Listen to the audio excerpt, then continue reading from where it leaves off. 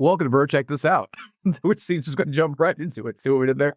I'm Muse. That's the sexy pants Zarwin who's actually in charge of all of us.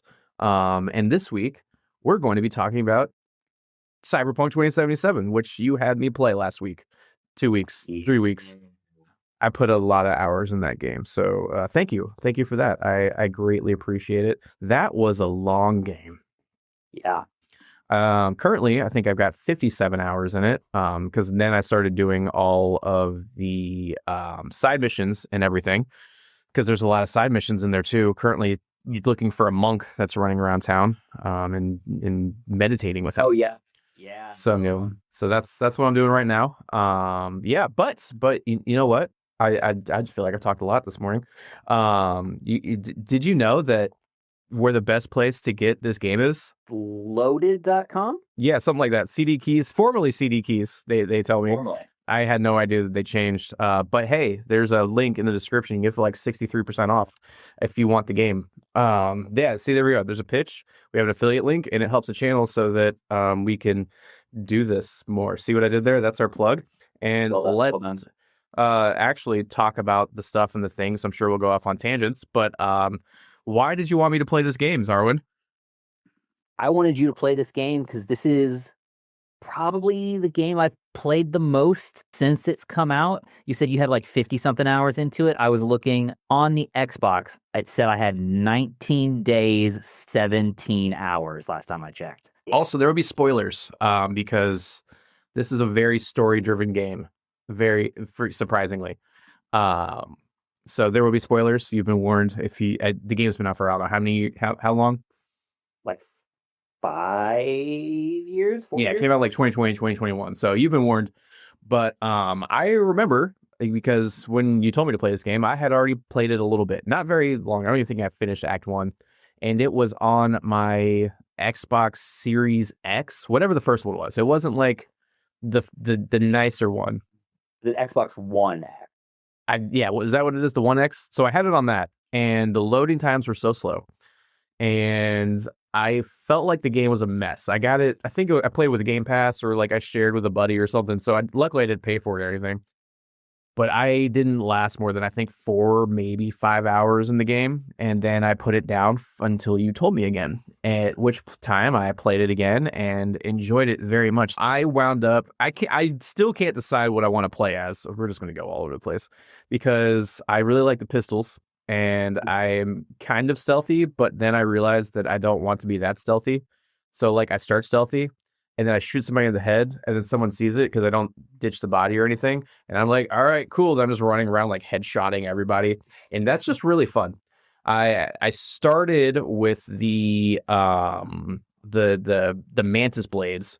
Those were awesome. But then I found out that I like katanas more. And that's where I'm at as a cyber psycho, running around with a katana, deflecting bullets like I'm a Jedi. I mean, that makes me feel good.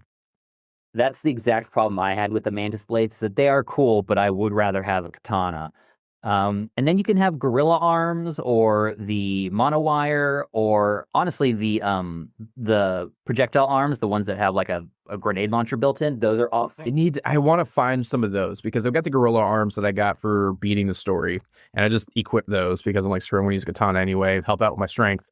And they just look cool, and they helped me get through all of the boxing missions. I didn't do the boxing missions till after the game was done. And that's like the first quest you get. Yeah, I usually do them as I find them. Fair. I also didn't do Jackie's funeral. Jackie dies until after the game ended. Wow. At least you got Jackie's funeral. There are several options that you just don't get Jackie's funeral. Wait. All right, so let's okay. Yeah, sorry. Yeah.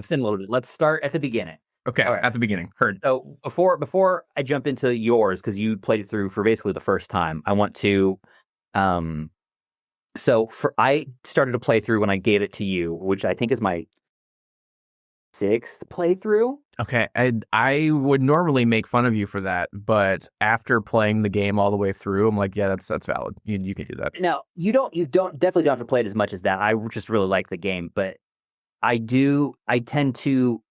There are 6 endings, 5 normally, and then 1 secret one. Yeah. And I tend to just do one ending and then start a new character. Like you can go back to the save point and do, which is what I was doing. Yeah.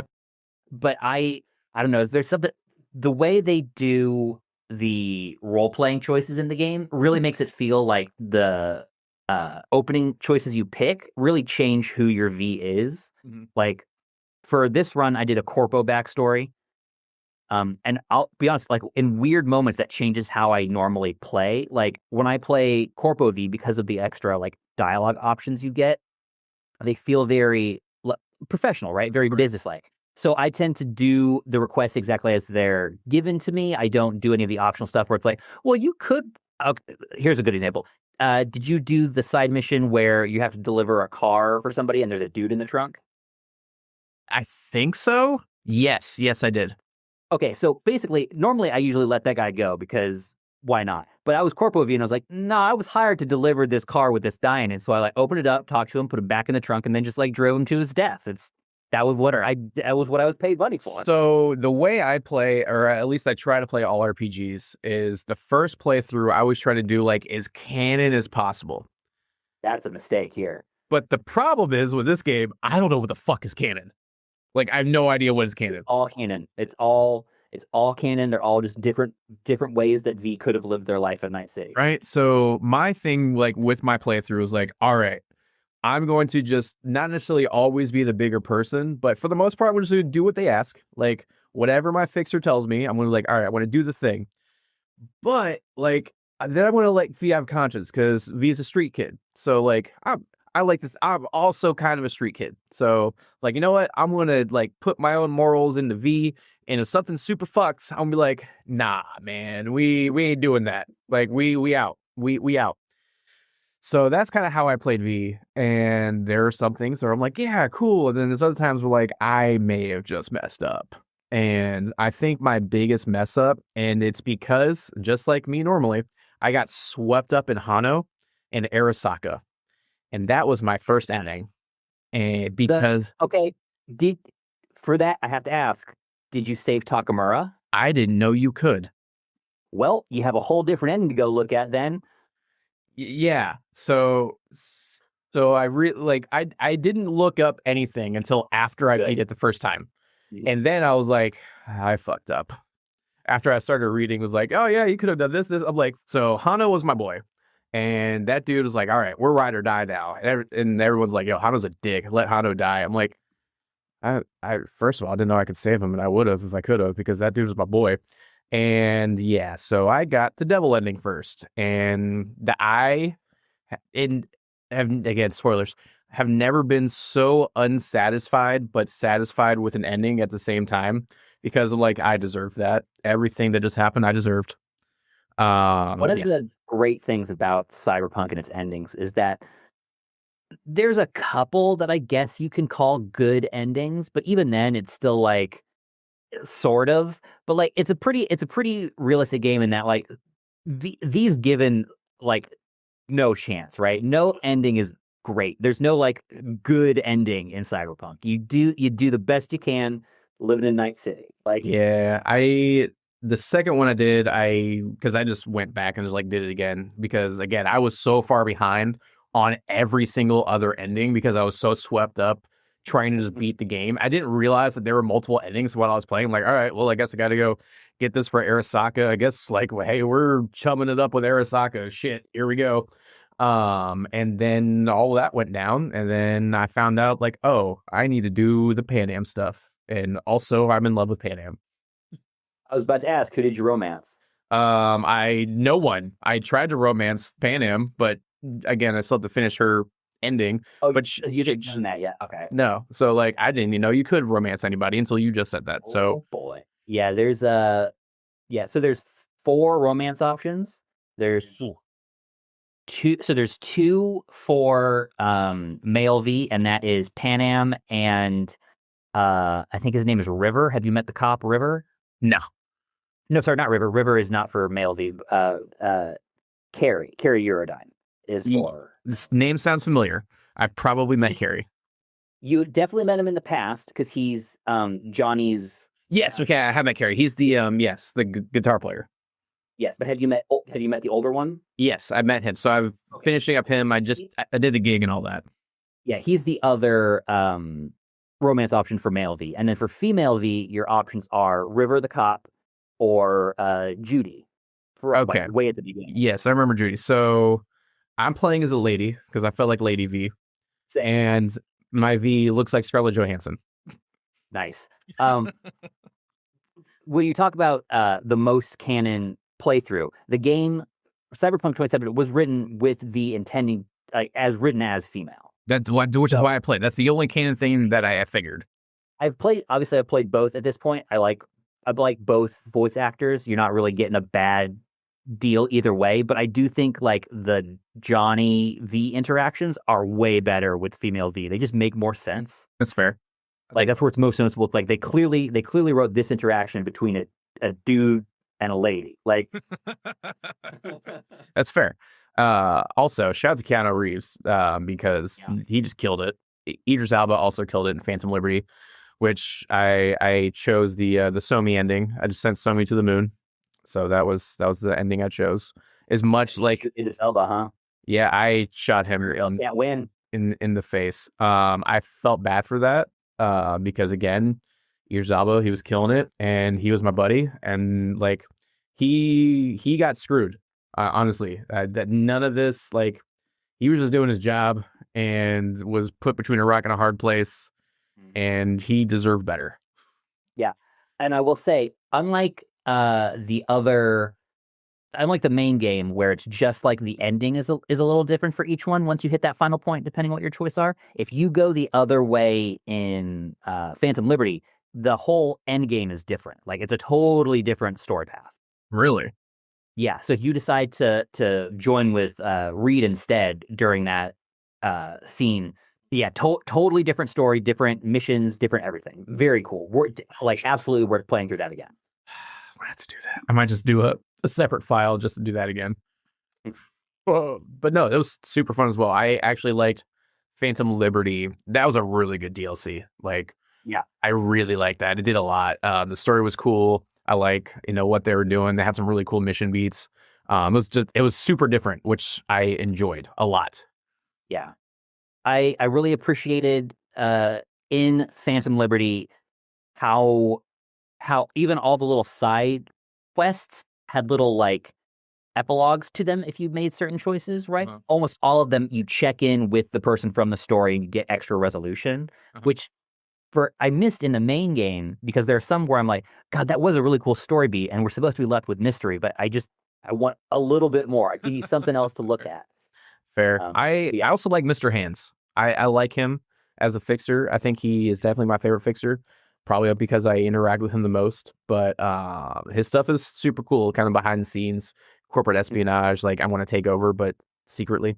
I like that. I like that a lot. Also, in case you haven't figured out, we both enjoy this game a lot. Yeah.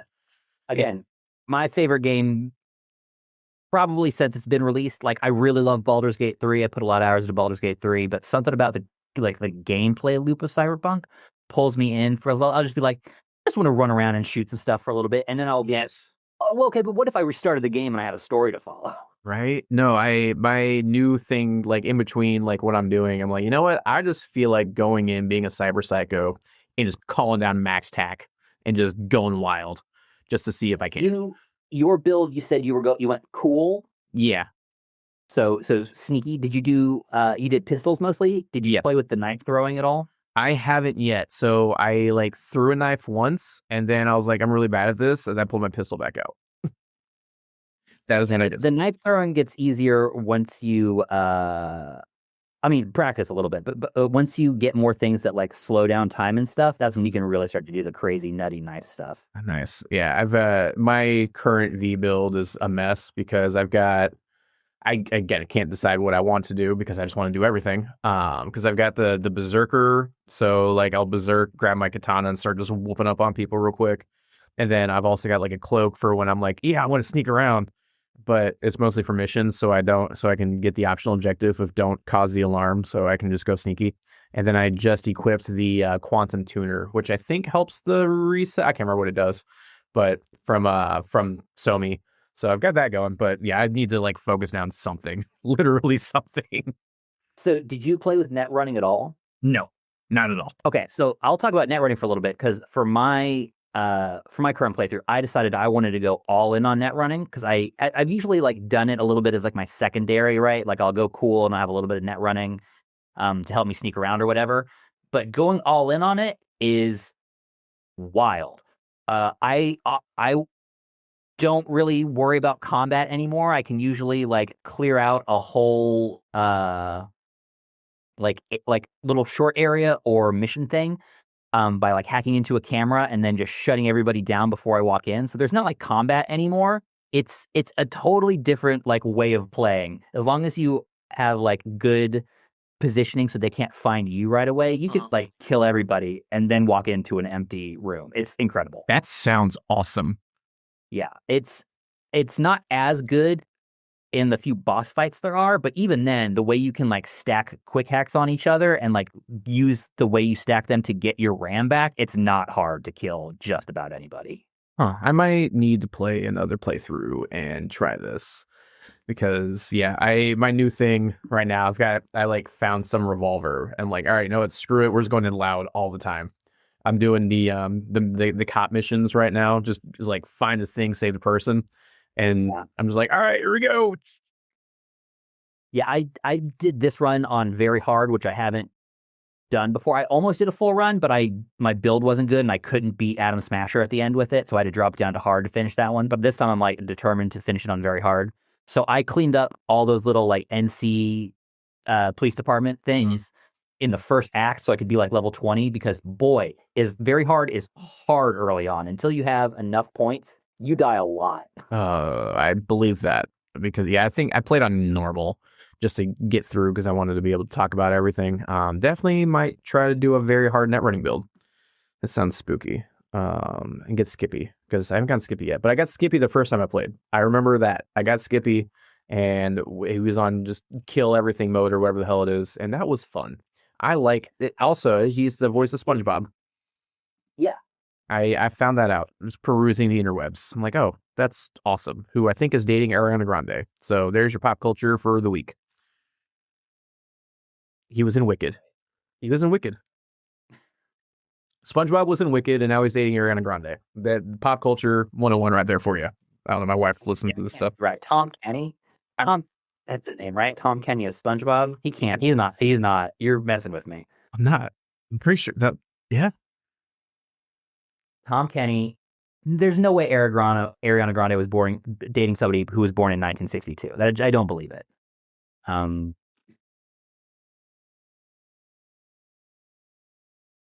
He's married, so they're definitely. No, he broke up with her. No, it's The whole thing. literally looking at a thing now where he's saying their rumors. There's a whole thing. Like I'm pretty sure it's not real. Left his wife and kid and was smashing Ariana Grande. No. That's all rumors. Well, I'm He's ahead. been married for 30 years, my guy. Okay, well maybe it's a new SpongeBob. I can't remember, but it's happened. You are correct that he was in Wicked. It's everything else after that where it's not true.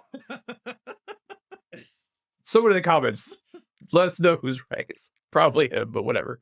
I don't know. That's a thing that happens, right? So yes, the game solid, love it a lot. What was your first ending, and how did you feel about it? My first ending was very similar to yours. I did all the stuff first, but I was really interested in where the Arasaka storyline ended. So I did it first, but I didn't realize you could save Takamura, so I got the classic double ending. But I think my favorite ending is the secret ending is the best one. But I also really like the one with Pan Am. There's a Pan Am ending that's really good. That's the next one I'm working on, so don't spoil that one for me yet. But the Johnny Rogue ending, that was pretty good because I let Johnny. I actually haven't done that one yet, just because I really don't like the idea of Rogue dying. So I just That's fair. You get her gun. I like her gun. Yeah, but I I have so many guys. Yeah, it's true. That's something I'm working on right now. In my main playthrough, I'm trying to fill up V's wall with all the legendaries or the iconic weapons. Trying to do that. Turns out I missed a whole lot of them. Luckily, you can buy them in the stadium if you have Yeah, missed you them. won't. You can't get all of them on a single playthrough because you are locked out of some based on choices you made. Like I got one that I've never been able to get before. That's very good. It's a revolver called Doom Doom. Doom Doom? That sounds awesome. Yeah, and so you get it. But do you remember the Maelstrom mission during like Act 1 where you go in with? So if you keep Dum Dum from there alive, I did that. kill him later at the Totentraz or whatever. You might not even be at that story at that mission yet since you didn't do the side missions. But if you can meet him again later if he stays alive. And if you kill him in the second time, he drops his revolver, which is ridiculously good. I'm gonna go try to find that because I'm really liking revolvers right now just because they're badass. Yeah, it's super great. It shoots like 3 explosive shots per trigger pull. It's ridiculous. Very good. That sounds awesome for headshots. Yeah. Oh, very good. Very good. Yeah, I unfortunately, like I said, I played the Takamura ending and then was sent to space and lived there forever and then sold my soul to be put into an engram. And that was depressing. But then I did the Johnny one. Yeah. I will say because you did the devil ending, but you sent Jackie to his family. You didn't. So when I did it the first time, I sent Jackie to Vic. So I was like, send him to Ripper Doc, take it from there. Except his body gets taken from Vic's, and then you can find his like fucked up engram in Arasaka. It's fucked up.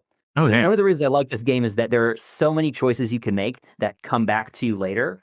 And like, it's always dark. Oh, it's always never, unlike Warhammer, which is another obsession that we obviously have if you've been watching this podcast at all. Like, it's never like hopelessly dark. Like, it's fucked up that happened, but you do get to like see Jackie again, which is, I don't know, there's a bunch of weird conflicting emotions. Yeah, it's very human, which is weird to say because it's all cyberpunky. It's a very human game. Like, they took time. Yeah, if you remove all of the like chrome body parts and the hacking and stuff, it's almost the world we live in now. Right. We're not that far away from it. You just happen to be an assassin. It's like that's the only difference. Like, there's not really. I mean, there probably are professional assassins, but like, there's no like. Again, shadow ops. Who knows? I don't know what the hell's going on. I'm not Alec.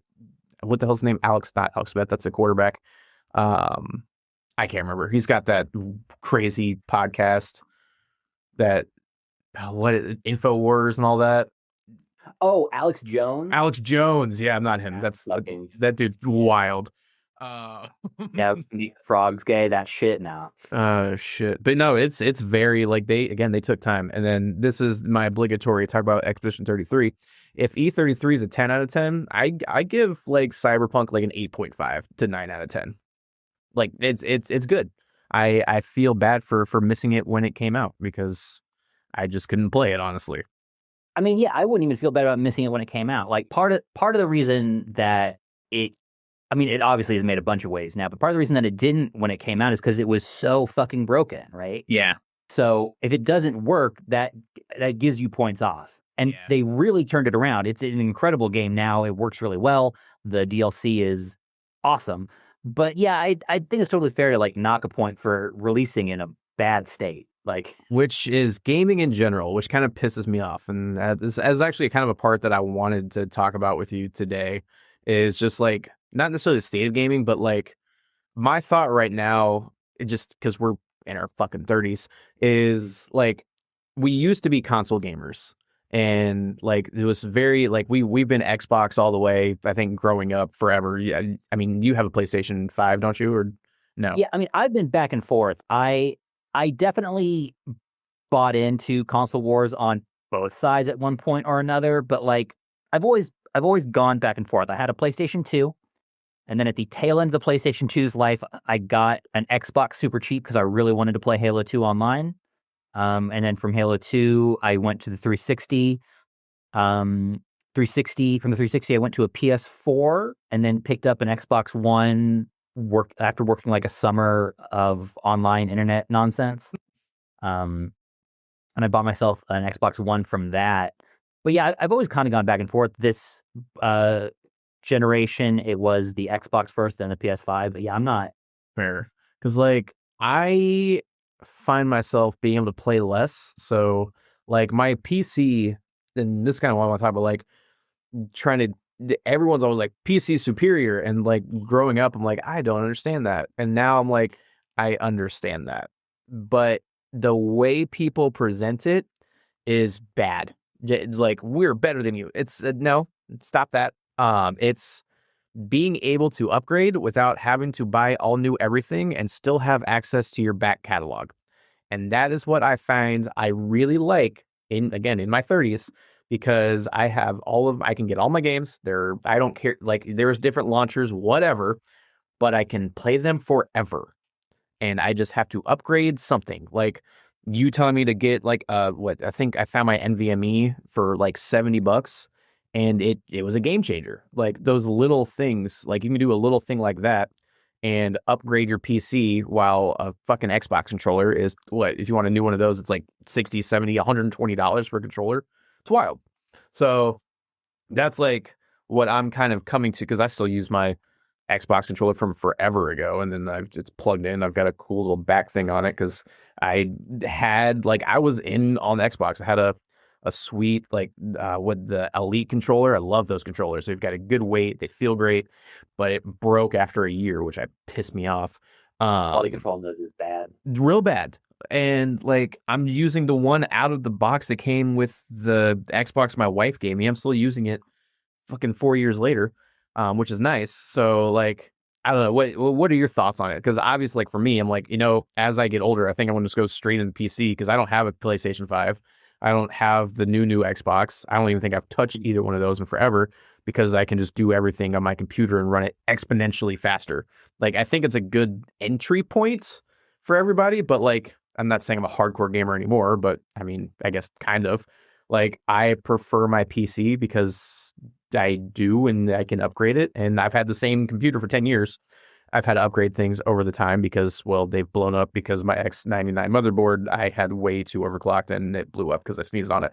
That literally happened. But even upgrading it, though, I got pretty much a whole new computer for $300, which is cheaper than a console. So I don't know. What are your thoughts? I I like both, I think, is the quickest way to sum it up. But, like, the PC is not cheaper, right? Right. No, It's not just not. It's easy. It's cheaper to maintain if anything goes wrong, or if you, like you said, you want to upgrade and keep parts of it. But, like, to start with a PC, to get one that is comparable to a console, you're paying, I would say, at least twice as much as well, maybe not with all the recent price jumps on console stuff. Jeez, did you see that Xbox is getting another price jump? It's going to be like $800. And that's the thing. It's like, if I've got to upgrade this every 5 years, I don't want to do that. I think all in on my PC, I'm probably $2,000 in over the course of 10 years. Yeah. But some of those things that you'll need to upgrade at some point are more expensive than a whole console. That's fair. Like, Yeah. you have a 3060, which is pretty good, but the 50 series has been pretty good. And if the 60 series is also a marked improvement, then you're probably going to need to upgrade a graphics card again. And that's going to be a console and a half. Like, But the other side of that, because we were actually talking before everything, is I can take some of these parts and put them in another computer. So, like, I think, like, didn't your dad do that? And he's got a server in the living room that he just used from old parts or something. I don't know. I haven't seen father in 20 years. That's actually how it was. Yeah, that is how it was set up. I have no idea what their setup is now.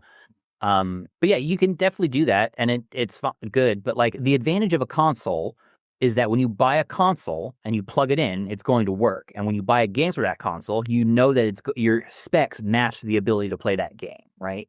If you just want to play games, I think it's a pretty hard argument to say that you should get a PC over a console, right? Fair. Because the things that you have to invest in on a PC to make it comparable is going to be way more expensive. That is fair. But if you're going to do a bunch of other stuff and you already need a slightly beefier PC, yeah, PC gaming is great. You're going to be able to get a bunch of stuff. It's going to be, I mean, for games wise, the price is usually way cheaper on PC, and you have access to a bunch of indie stuff. So honestly, I think the sleeper hit in this is the handheld PCs. They're getting better and better, and I think I don't think they're going to be like really comparable until probably 2030. But I'm looking at getting the ROG Xbox Ally X because I can play all of my stuff on my PC, all of the Xbox Play Anywhere stuff, all the Game Pass stuff, and I should be able to get a stand and plug it so I can hook it into my TV so I can sit on my couch still, which is the other big advantage of a console is that you can like sit back and relax on the comfiest thing in your house. That's fair. Right? So I think those handheld PCs are really going to bridge the gap for a lot of people. Their price needs to get down and comparable, but like, which kind of leads me to my next thing is I think that Microsoft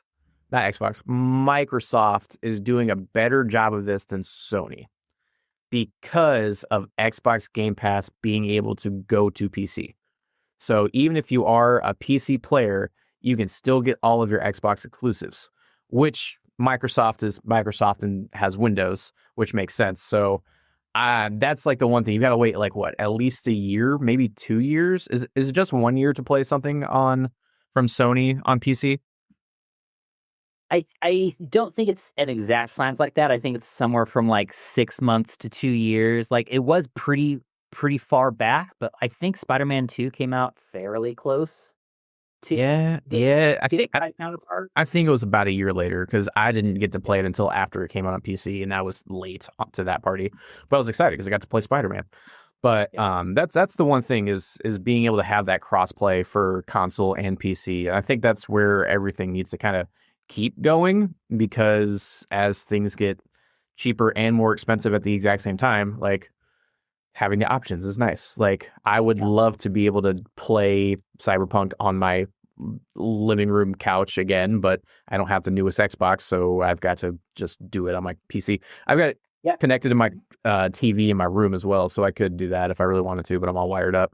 So that's, I don't know. It's what do you think technology is going to look like in 2077? What do you think gaming is going to look like in 2077 to bring it all together? See what I did there? I'll be honest, I don't know, man. I do think at some point they're going to get VR figured out. It sounds like they're pretty close from time to time. I do see some point in our lifetimes being able to just buy an all-in-one VR headset, put that on, and everything is like there, right? You just do that, you pair a controller to it, and you have a VR game. That'd be kind of cool. I don't think that's right. I don't think that's impossible, especially if you look at like, again, look at the handheld consoles and the power that they have, and you can just take that and pull that into a headset around your head. Oh yeah, I mean you could play. It'll work. I think you play Assassin's Creed Mirage on your iPhone. Yeah, I think so. You can play Resident Evil 7 and 8 on your iPhone or your iPad, I think. Oh yeah, I believe that. So I mean, yeah, things are getting crazy now. So imagine us. 100% the future. I don't imagine consoles will be around that much longer. At least not in their current format, right? I think more Switch style consoles from all manufacturers is what you're going to see. Yeah, and I love how we never talk about Nintendo. Nintendo's like its own thing. Like they just do their own thing. They literally have their own separate ecosystem. They don't participate in the graphics wars with other people. They don't need to. They have a bunch of strong first party IP that they own, and they live on that, and they produce hardware that is like, by technical definitions, outdated when it releases, but that's not what they're not trying to be, the most powerful CPU or GPU. They're like, no, we're going to make a console, and then we're going to make a bunch of fun games that work on that console. Right. We're going to do that for about 8 years, and then we're going to give you a new console. Which I can actually get down with that more, because like I feel like Game Boys we got every 3-4 years back in the day. Almost maybe every 2. Every 2. So yeah, they like had that. Yeah. But that was because everything was probably going so rapidly at that time, technology wise. And then we got the Switch and used that for fucking 10 years, 15 years. Speaking of, the Switch 2 runs Cyberpunk 2077. You can get to Cyberpunk 2077 and play it on the Switch 2.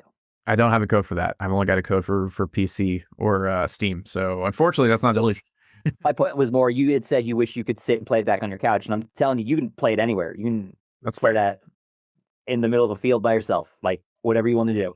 I do. Yeah, I've got the Switch One OLED again. I literally got that, and then a month later they announced the Switch 2. I'm like, oh, okay, well there goes that. So I mean, I've got like the Zelda games and the Pokemon games for it, and some other things. I now know what I'm going to have you play, and what I'm going to have you play at the end of this because you should be able to play it, and it's ridiculous. We'll come back to that later.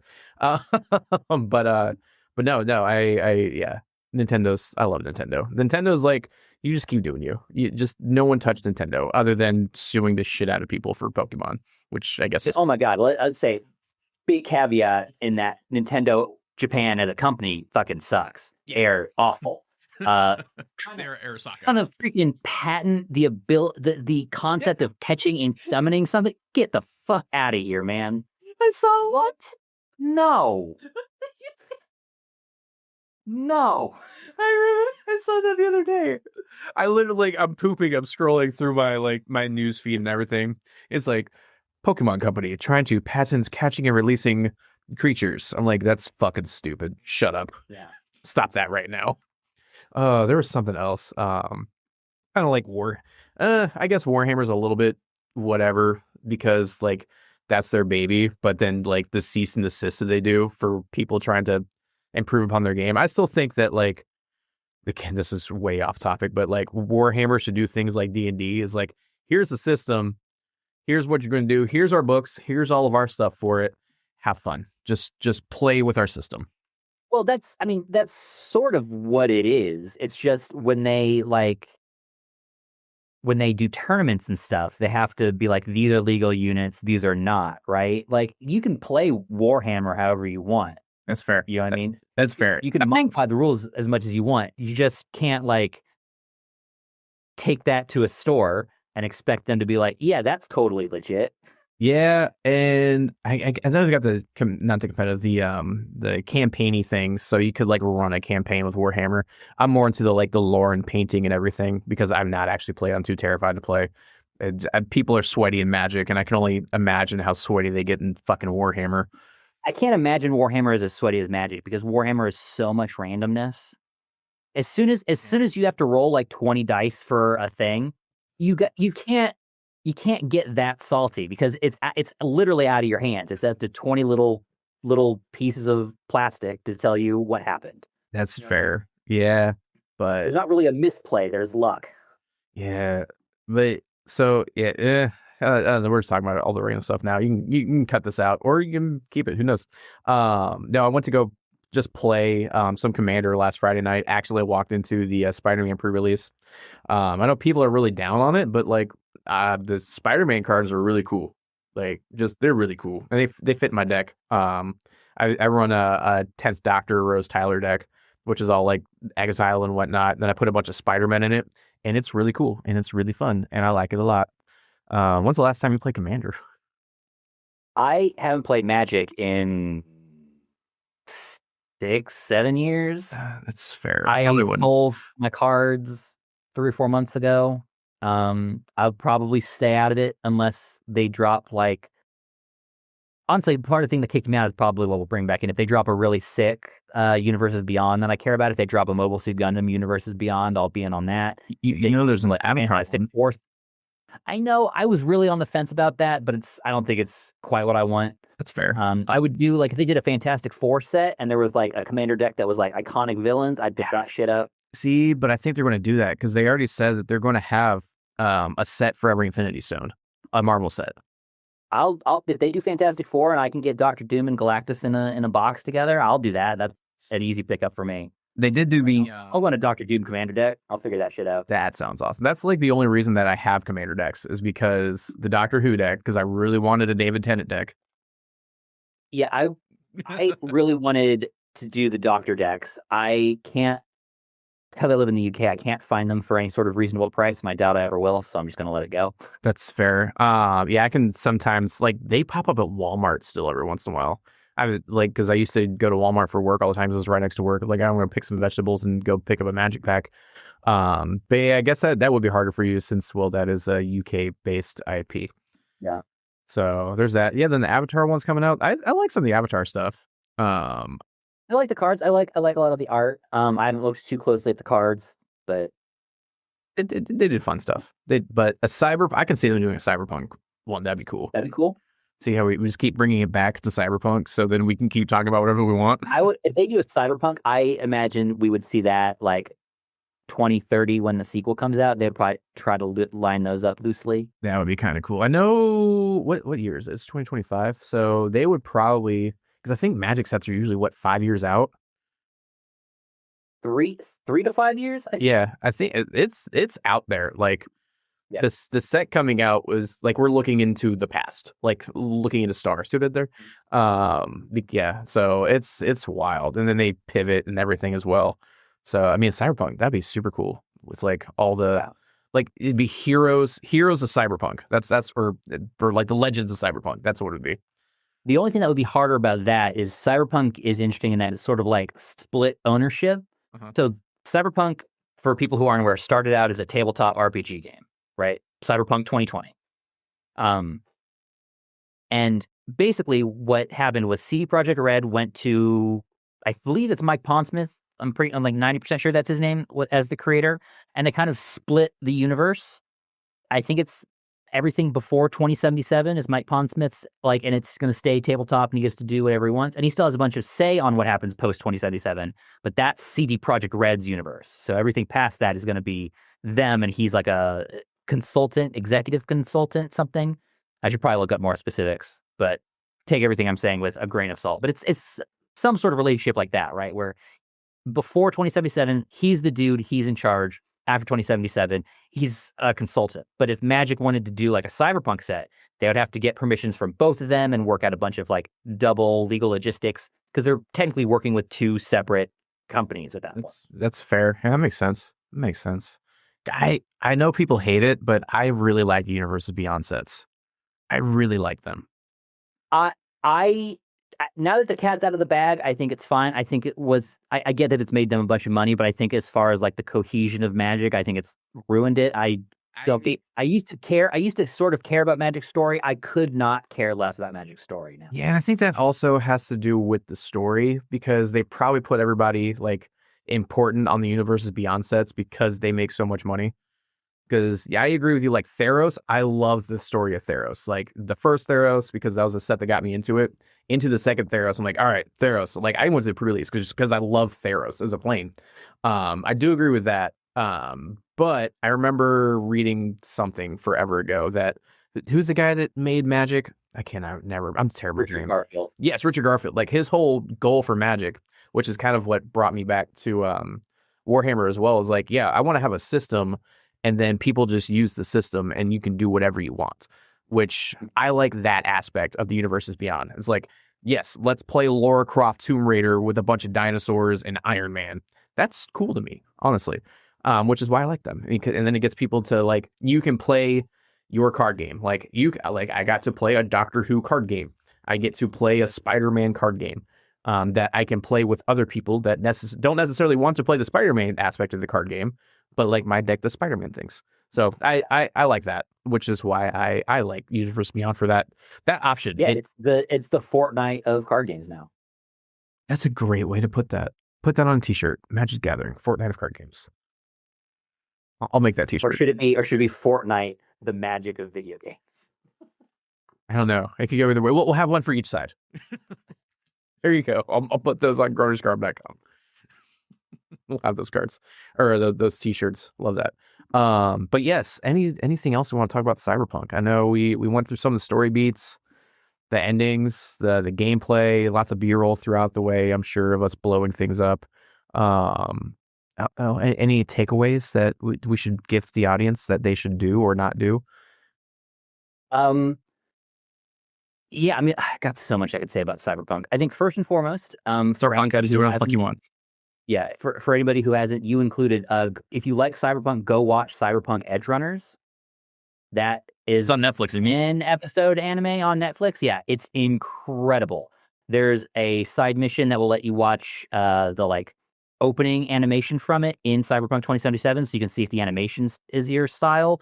And then there's a nice little like short legacy quest to get David's jacket and stuff if you like the series, but like it's awesome. I would check it out. It is like a separate story, but if you've played Cyberpunk, you'll be like, oh, I know that character. I like that guy, right? And then the English dub is really good if you don't want to read. There's several good actors in it. The one that jumps out at me is Giancarlo Esposito is in it. Why do I know that name? Put up a picture of him. Yeah, Giancarlo Esposito. Most recently, you would recognize him as the bad guy from Far Cry 6. He was Gus Fring in Breaking Bad. Oh, yeah. He was in Mandalorian, wasn't he? He was in Mandalorian. He was just in the newest Captain America movie, I think. Was he? He was a... Oh, yeah, he was in the beginning. He was like a Cobra or something like that. Something like that, yeah. But just an excellent actor, excellent voice actor. But that whole, I would definitely check that show out. So good. Yes. He's one of those guys, I always forget his name. But as soon as I see him, I'm like, yeah, that guy's awesome. The other thing I would say for people is like, if you look at Cyberpunk as like at surface level, it's like pretty shitty, right? It's a pretty misogynistic world. It's like everybody sucks. There's no heroes there. And like, just remember that, right? Don't like, Johnny Silverhand's not a good guy. He's not. He's not a good person. No one in this game. Actually, Jackie. Jackie's the only good person. And even him. Jackie is a gangbanger and a murderer, man. He's a good friend, but he is not a good person. Like probably I would say maybe the only good person is Judy. Judy? Yeah. Yeah, I mean, Panam's great, but she's a drug runner and a murderer. Like, her opening mission is you go help her kill a bunch of people to get some revenge. Like, that's right. Even Judy's a prostitute, or was at one point. See, Judy's not a prostitute. Judy, makes pornography. She's like, she's sort of like a pornography editor. But brain dances are also more than that, right? And she works with the Moxes, but like, she's probably the closest you get to like. I thought she was a person. I thought she was a doll. Maybe I read that wrong when I was going through. That's Evelyn. Oh, Evelyn's a doll. Then Judy just did all the editing. Okay, so Judy might be like the most wholesome person in. Yeah, and like, there's other people that are kind of gray areas. Like Carrie Uridine is a rock star, and so that just kind of makes him a dick by default. He's also like 80 years old, hitting on a 20-year-old, and that's pretty fucked up, right? In current modern society, there's a lot of people who like look at the shiny cover and just assume that's what it is. And I just want to make everybody like, think about the media that you consume and think about what it's telling you and not just what it's portraying. Because like, don't be like the people in Cyberpunk. The point of Cyberpunk is that it's a dystopia that we should avoid, and we don't want to live in that world. So like, please just keep that in mind, because there's a bunch of people out there who just think the cyberpunk world is the coolest thing in the goddamn world, and they just want it to be real. And don't. Oh, that's terrible. Don't be better. Be better to yourself and to others. You're literally contracted by the police to just kill gangbangers. Like, just walking on the street, scan them. Oh, here's my reward. Yeah. Like, think about how many people V kills in a day. What? Do you want to live in a city where one person is killing that many people every day? Yeah, that's a lot of people. And the fact that people still live there. And that's just cool. And remember, V is usually killing people who have already killed people. Like, this is so much. It's so bad, everybody. It's so bad. I literally went in and like cleared out a club. Like, just cleared it. Yep. It's not good. It's not good, but I did also understand the context of it all in the story. And like we talked about, like, there's no good ending. There's not. It's all sad. No matter what, V dies at the end, too. So, have you done all the endings? Because she doesn't always die. She doesn't always die. I've done the Johnny one, and then I said Johnny stayed in the cyberspace, whatever, with Alt, and then came back, and like you're doing a big mission to like do a heist on a satellite casino, and that's like how it ends. I really wanted to do that. Yeah, that's the secret ending, the one where you sit with Johnny for like 5 minutes, and then you just solo storm it together with him. Yeah, that's the secret ending, and yeah, that one is the one that gives you like the brightest spot because I don't know how much you look. You haven't done a bunch of the side missions, so you probably don't know.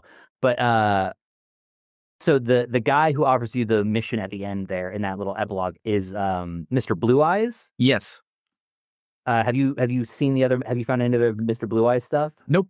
I haven't done any of this Blue Eye stuff. He just like pops up and like I'm like, why do I just know this dude? Where did he come from? It's scattered throughout. There's a great mission with a politician where you're like trying to figure out who's like spying on him. Okay. That gives you a little bit more information. But essentially, Mr. Blue Eyes is an AI from the other side of the black wall. Oh, that's cool. Right. So when he's like, when it's like, I've got a mission that can save your life, that's not anybody lying to you. That's an AI going, it's worth it for me to give you the information you need to save your life for future shenanigans. Right. Oh, that's fun. So V probably makes it out of that one. If you do the Phantom Liberty and you side with Reed, you could straight up live. Oh shit. Well, maybe I should have done that, but I was just so. It's also not a happy ending, because basically the process takes 2 years and you lose track of everybody else in your life. But you're straight. Yeah, it's not great, but you are straight up alive. You are 100% recovered. Johnny is gone. You get to live. That's fair. I mean, 2 years isn't that bad in the grand scheme of I'm dying next week. Yeah. Oh, for V side, it's good, but it's also every single relationship you have is gone. So if you have a romantic relationship that's ended, all like, yeah, you know, in the epilogue when you get the calls, the calls are fucking bleak. Oh damn, there's a whole lot to this game. I might need to do another playthrough, but it took over my life there, and luckily I didn't have a job, so I can just play it all day. Yeah. Very good. That worked. Well, with that being said, brother, I need you to check out Disgaea 3. I'm pretty sure it's Disgaea 3 because that's my favorite. We're gonna double check this real quick. Double check it for me. Because I remember the character Disgaea 3. No, it's not 3. Is it 2? Disgaea 2. It's on PlayStation 2. I don't know if you can play it or not. It's on Steam.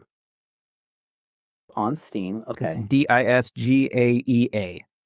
Yeah, I found it. Let me take a look here. We'll also have that link in the description if I can find it. Okay.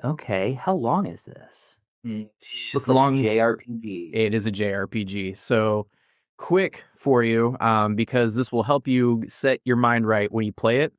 It is a spoof of Shonen Jump and Power Rangers and everything good in the world. It's just a spoof. It's completely over the top and absolutely ridiculous. Awesome. That's all you get. I played this when I think I was in 8th grade, something like that, and me and my brothers absolutely love it. And I got I think it's up to Disgaea 6 now. I got it for my Switch, and I might go through and play that because I started it and then I stopped playing it because I'm an idiot sometimes. And then I'm thinking I'm gonna play it again. But that is one of my top games, not because it's good, but because it's absolutely ridiculous. Very cool. I gotta ask, do I have to play Disgaea 1? Are they separate? They're separate. Cool. And I think they actually ended up doing an anime. I can't remember if they made the game first and then an anime, or did the anime and then the game. But there is also an anime that they made at one point as well. Cool. All right. Yeah, I will check that out. Very good, bro. I'm glad you can check that out. And everyone else can check that out as well. And yeah, thanks for being here, making it to the end of the podcast and hanging out with us. Links in the description for everything. Help support the channel so that we can continue not having jobs and edit our videos. And I don't know. I'm just got to go back to work next week. Check out those referral links. They're awesome. Oh, also there's Humble Bundle. I said it right for once. I usually you can do the premium membership, which gives you a sweet collection of games every month, or you can just go and get whatever you want. That's where I get a lot of my STL files for things. I found some cool Mandalorians at one point. They've got books, they've got audiobooks, they've got games, they've got all kinds of stuff, and it helps charity. So there's that. Hell yes. Very good. We're so bad at ending, and by that I mean I'm so bad at ending things. Happy snapping. Bye. Bye.